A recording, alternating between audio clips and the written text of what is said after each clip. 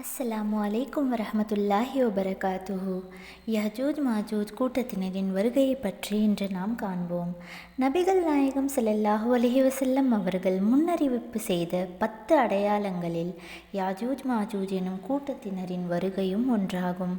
இந்த கூட்டத்தினர் இனிமேல்தான் பிறந்து வருவார்கள் என்பதில்லை, நீண்ட காலமாகவே அவர்கள் இருந்து வருகின்றனர்.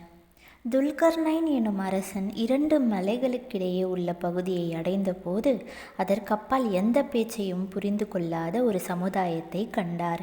அவர்கள், துல்கர்னைனே, யாஜூஜ் மாஜூஜ் என்போர் பூமியில் குழப்பம் விளைவிக்கின்றனர். எங்களுக்கும் அவர்களுக்கும் இடையே ஒரு தடுப்பை நீர் ஏற்படுத்திட உமக்கு நாங்கள் வரி தரட்டுமா என்று சைகை மூலம் கேட்டனர். அதற்கு அவர், என் இறைவன் எனக்கு அளித்திருப்பதே சிறந்தது, வலியால் எனக்கு உதவுங்கள், உங்களுக்கும் அவர்களுக்கும் இடையே தடுப்பை அமைக்கிறேன் என்றார். அவர் தனது பணியாளர்களிடம், என்னிடம் இரும்பு பாலங்களை கொண்டு வாருங்கள் என்றார். 2 மலைகளின் இடைவெளி மறைந்து மட்டமான போது ஊதுங்கள் என்று கூறி அதை தீயாக ஆக்கினார். என்னிடம் செம்பை கொண்டு வாருங்கள், அதன் மீது உருக்கி ஊற்றுவேன் என்றார். அதில் மேலேறுவதற்கும் அதில் துவாரம் போடவும் அவர்களுக்கு இயலாது. இது எனது இறைவனின் அருள், என் இறைவனின் வாக்கு நிறைவேறும் போது இதை அவன் தூளாக்கி விடுவான். என் இறைவனின் வாக்குறுதி உண்மையானது என்றார். அவர்களை ஒருவரோடு ஒருவராக மோதவிடுவோம், சூர் ஊதப்படும், அவர்கள் அனைவரையும் ஒன்று திரட்டுவோம். அல் குர்ஆன் அத்தியாயம் 18 வசனம் 94 முதல் 99.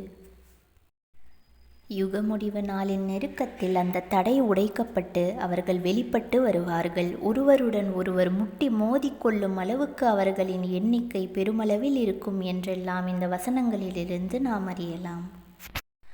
அவர்களில் முதலில் வருபவர்கள் தபரியா என்ற ஏரியில் தண்ணீரை குடிப்பார்கள். பின்னால் வருபவர்களுக்கு தண்ணீர் இருக்காது. அந்த நேரத்தில் ஈசா நபி அவர்களும் அவர்களின் தோழர்களும் முற்றுகையிடப்படுவார்கள்.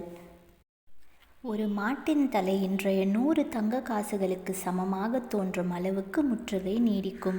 ஈசா நபி அவர்கள் அல்லாவிடம் இறைஞ்சுவார்கள். ஒரேடியாக யாஜூஜ் மாஜூஜ் கூட்டத்தினர் செத்து விழுவார்கள்.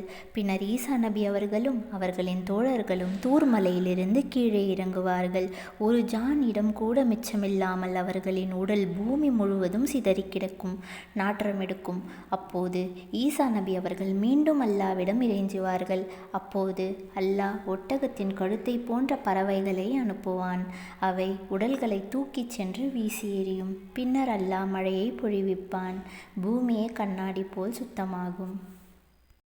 யாஜூஜ் மாஜூஜ் கூட்டத்தினர் பைத்துல் முகத்தஸ் பகுதியில் உள்ள மலையில் ஏறுவார்கள். பூமியில் உள்ளவர்களை நாம் கொன்றுவிட்டோம், வாருங்கள் வானத்தில் உள்ளவர்களை கொல்வோம் என்று அவர்கள் கூறுவார்கள். தங்கள் அம்புகளை வானத்தை நோக்கி எய்வார்கள். அவர்களின் அம்புகளை இரத்தத்தில் தோய்த்து அல்லாஹ் திருப்பி அனுப்புவான் என நபிகள் நாயகம் ஸல்லல்லாஹு அலைஹி வஸல்லம் கூறினார்கள். பூமியே, உனது பழங்களை முளைக்கச் செய், உனது அபிவிருத்தியை திருப்பிக் கொடு என்ற இறைவனால் பூமிக்கு கட்டளை பிறக்கப்படும். அந்நாளில் ஒரு மாதுளையை ஒரு பெருங்கூட்டம் சாப்பிடும். அதன் தோள்களில் நிழல் பெறுவார்கள். பாலில் பரக்கத் செய்யப்படும். ஒரு ஒட்டகத்தில் கறக்கும் பால் ஒரு பெரும் கூட்டத்துக்கு போதுமானதாக இருக்கும். ஒரு மாட்டில் கறக்கப்படும் பால் ஒரு கோத்திரத்துக்கு போதுமானதாக இருக்கும். ஒரு ஆட்டில் கறக்கப்படும் பால் ஒரு குடும்பத்துக்கு போதுமானதாக அமையும். இவர்கள் இவ்வாறு இருக்கும்போது தூய்மையான காற்றை அல்லாஹ் அனுப்புவான். அனைத்து முஸ்லிம்களின் உயிர்களையும் அது கைப்பற்றும். மிகவும் கெட்டவர்கள் மட்டுமே மிஞ்சுவார்கள். அவர்கள் வாழும்போதுதான் உலகம் அழியும் என்று நபிகள் நாயகம் ஸல்லல்லாஹு அலைஹி வஸல்லம் கூறினார்கள். யாஜூஜ் மாஜூஜ் கூட்டத்தினர் எந்த நாட்டில் இவ்வாறு அடைக்கப்பட்டுள்ளனர் என்பதை அல்லாஹ்வும் அவனது தூதரும் நமக்கு கூறவில்லை. யுக முடிவு நாளின் நெருக்கத்தில் அவர்கள் வெளிப்பட வேண்டுமானால் மற்ற மனிதர்கள் அவர்களை அறிந்து கொள்ளாமல் இருப்பது அவசியம். அதற்காக கூட இறைவன் அவர்களை மறைத்து வைத்திருக்கலாம்.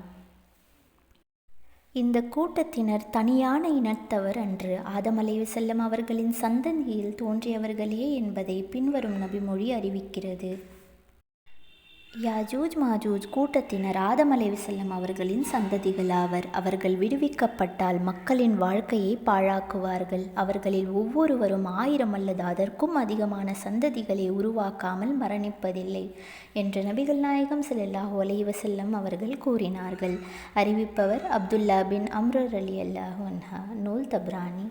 14,456.